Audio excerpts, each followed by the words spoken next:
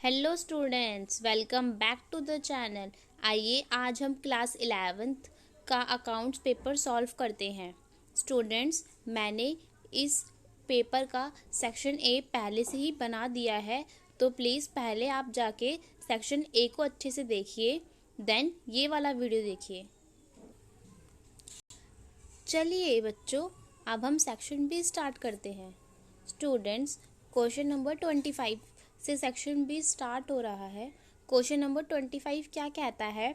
If goods worth 25,000 are distributed as charity, then while passing a general entry. तो हमें ये बताना है कि अगर हमने गुड्स 25,000 रुपये के डिस्ट्रीब्यूट कर दिया एज अ चैरिटी, तो उसकी हमारी क्या एंट्री बनेगी? तो स्टूडेंट्स, अगर हम चैरिटी करते हैं तो charity is an expense for the firm. तो चैरिटी हमारा क्या हो गया? एक तरह से एक्सपेंस हो गया, लॉस हो गया। तो हमारा चैरिटी अकाउंट क्या होगा? डेबिट। अगर हम किसी को चैरिटी करते हैं तो बदले में वो हमें कैश तो देगा नहीं, तो हमारा क्या चले जाता है? गुड्स चले जाते हैं। तो entry will be charity account debit to purchase account. तो अगर मैं आपको इसको एंट्री की फॉर्म में बताऊं तो एंट्री बनेगी charity account debit to purchase account. जितने का अमाउंट था 25,000 ईच। तो हमारा ऑप्शन नंबर बी करेक्ट हो जाएगा। चलिए 26 क्वेश्चन करते हैं। Qualitative characteristics of accounting information includes. हमें क्वालिटेटिव कैरेक्टरिस्टिक्स बतानी है अकाउंटिंग की। First, reliability. B, relevance. C, understandability. D, all the above. तो स्टूडेंट्स, हमारी जो इम्पोर्टेंस होती है अकाउंटिंग की वो ऑल दी अबव है, क्वालिटेटिव एक्सपेक्ट के according. Question number 27। Question number 27 क्या कहता है? External user includes.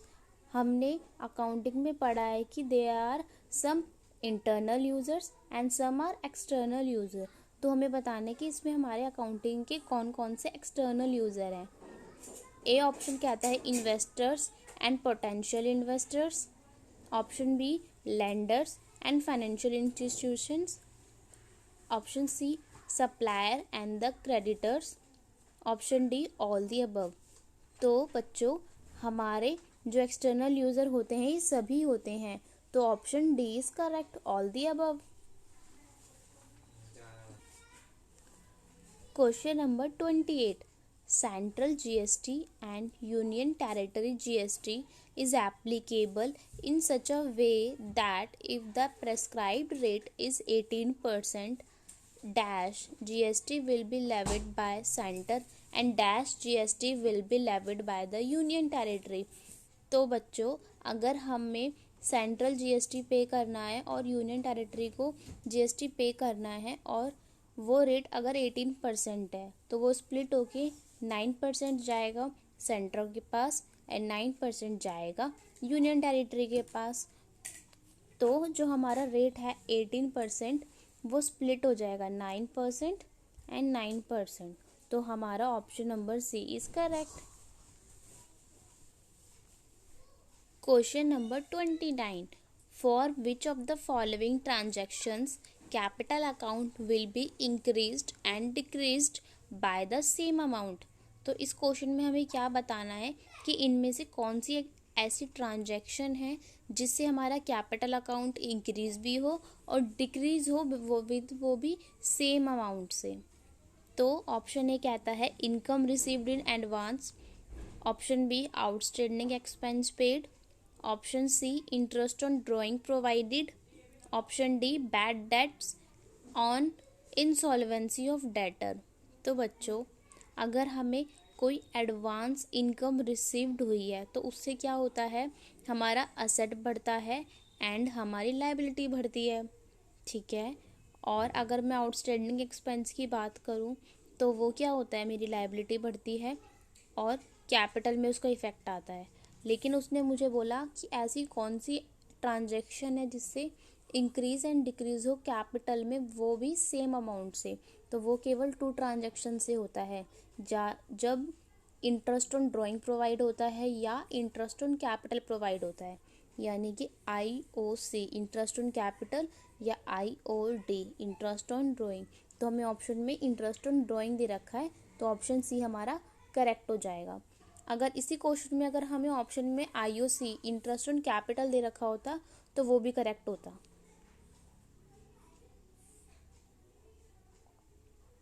Question number 30, by what amount will be purchase account debited with if Ria buys good at the list price of rupees 1 lakh from Mary less 20% trade discount and 2% cash discount and paid 50% by check।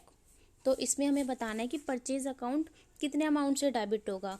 तो हमें question में list price given है, trade discount given है and cash discount given है। पर अगर हमें केवल परचेज अकाउंट का अमाउंट बताना होगा तो परचेज अकाउंट में अमाउंट 1 लाख का ट्रेड डिस्काउंट था 20%, तो हमारा अमाउंट आ जाएगा 20,000। तो जो लिस्ट प्राइस था 1 लाख, उसमें से माइनस कर दूंगी 20,000 जो कि ट्रेड डिस्काउंट था। ट्रेड डिस्काउंट को हम अपनी बुक्स में शो नहीं करते, तो परचेज अकाउंट का हमारा अमाउंट आएगा 80,000। चलिए 31 क्वेश्चन पढ़ते हैं। 31 क्वेश्चन कहता है, if an old amount return of as bad debt is recovered then while passing a general entry. तो हमें अगर कोई अमाउंट, कोई बैड डेट हुआ था एक डेटर, उससे कोई रिकवर होता है तो उसकी एंट्री क्या होती है। तो बैड डेट से हमें कोई अमाउंट रिकवर्ड हो रहा है तो कैश तो आ रहा है, तो कैश अकाउंट तो डेबिट होगा कन्फर्म है।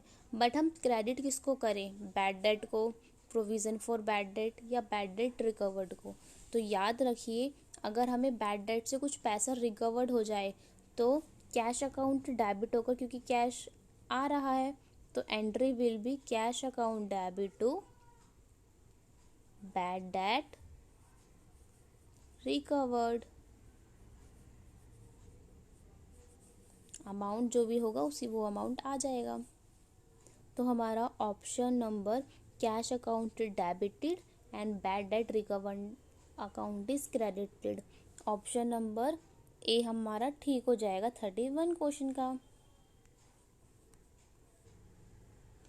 Question number 32, the original cost of the asset is 2,50,000 and freight and installation charges are 25,000. The useful life of the asset is 10 years and net residual value is estimated to be 50,000. What is the amount of depreciation to be charged every year under straight line method, assuming that the asset is purchased on 1st January 2021? हमें क्या निकालना है इस question में, हमें amount of depreciation निकालना है। तो बच्चों याद रखिए, अमाउंट ऑफ डेप्रिसिएशन का फॉर्मूला होता है कॉस्ट ऑफ असेट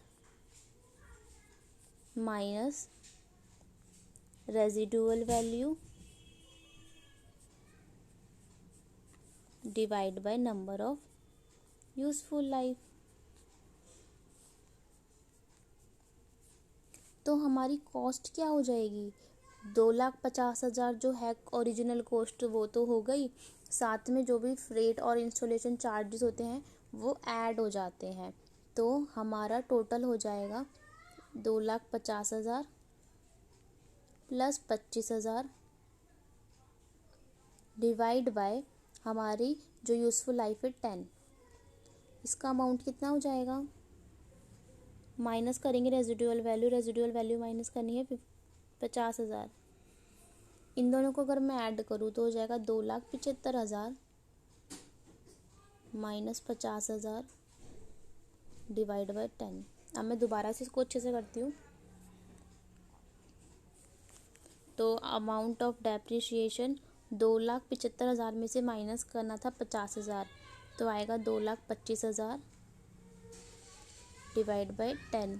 10 से 10 गई तो अमाउंट आएगा 22,500। तो हमारा ऑप्शन नंबर ए करेक्ट हो जाएगा।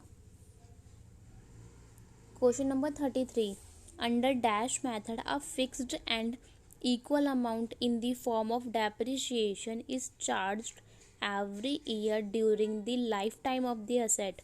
तो हमने पढ़ा था कि जो डेप्रिसिएशन होता है उसमें 2 मेथड्स होते हैं।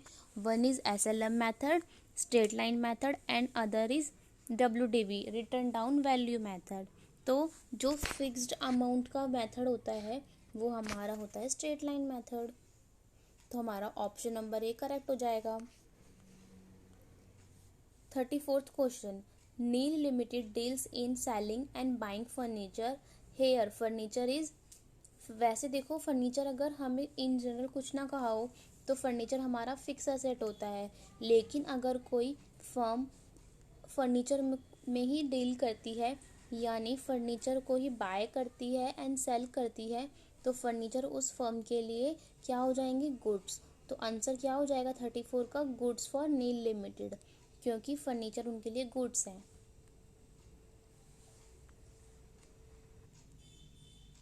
35 क्वेश्चन कहता है, what will be the general entry if the salary of 25,000 is outstanding. अगर हमारी सैलरी 25,000 की आउटस्टैंडिंग है तो एंट्री क्या बनती है, salary account debit to salary outstanding. तो हमारा ऑप्शन नंबर सी ठीक हो जाएगा। सैलरी अकाउंट डेबिट हो रहा है 25,000 से और क्रेडिट हो जाएगा salary outstanding. Question number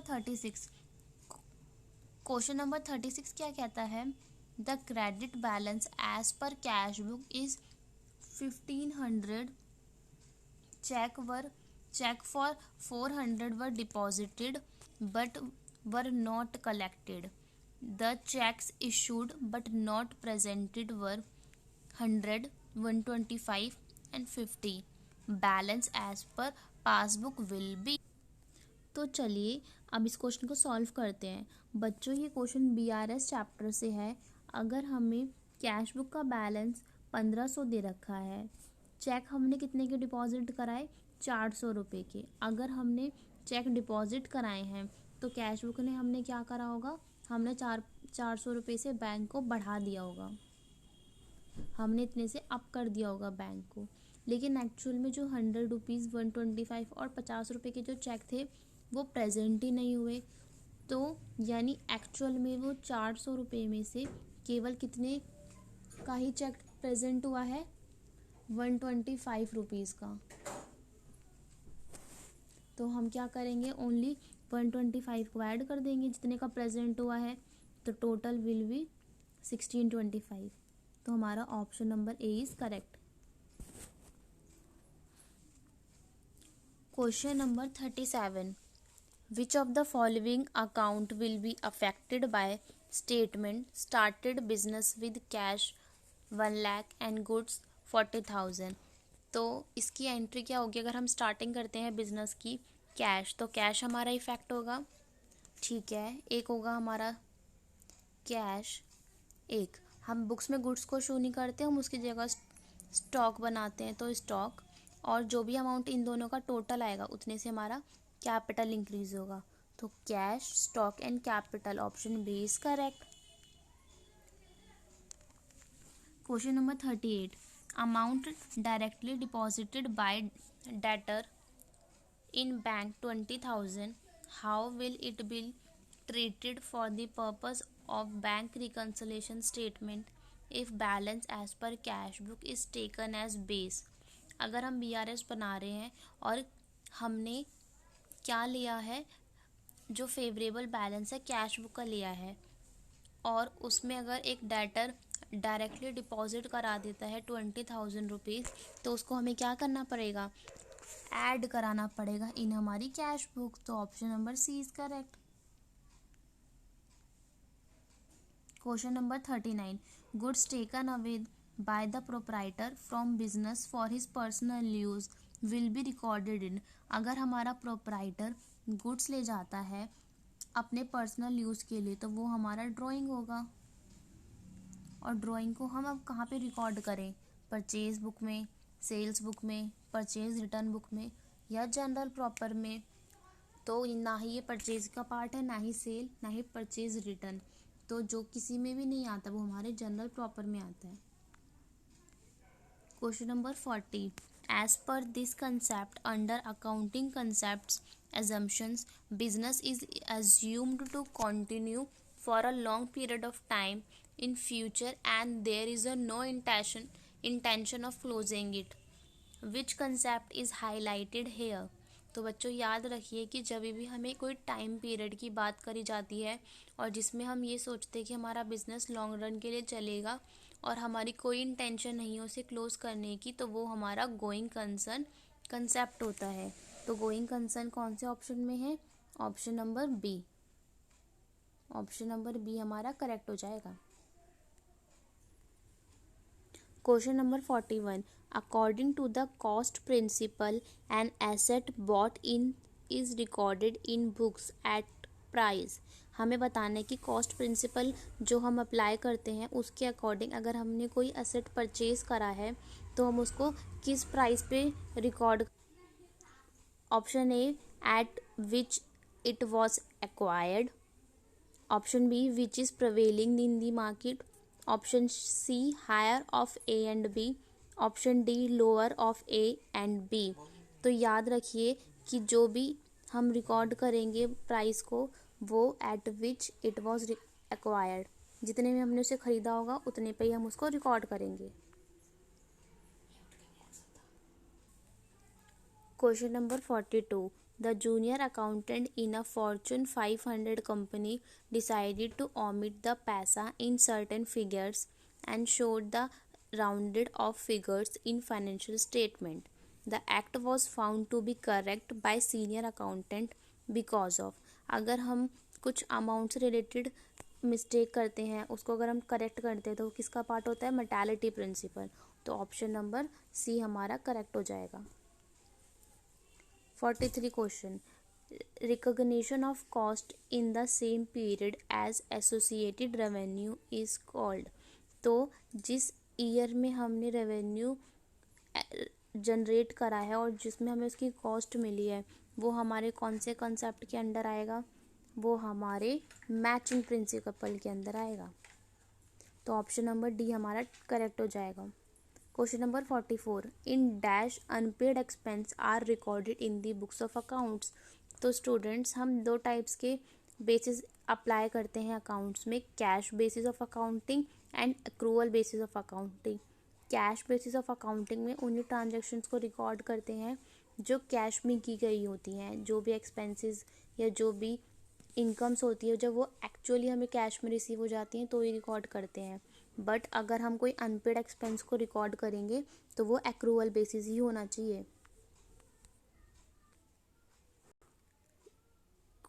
question number 45, everything a firm owns it also owes to somebody the coexistence is explained by dash. Option A, accrual concept. Option B, dual aspect principle. Option C, consistency concept. Option D, matching concept. हमें बताना है कि अगर कोई firm जिसकी होती है और फर्म जिसका प्रति लायबल है तो उसके लिए कौन सा कंसेप्ट है? तो उसके लिए हमारा कंसेप्ट होता है dual aspect principle. Question number 46, dash is levied in the course of inter state supply of goods and services.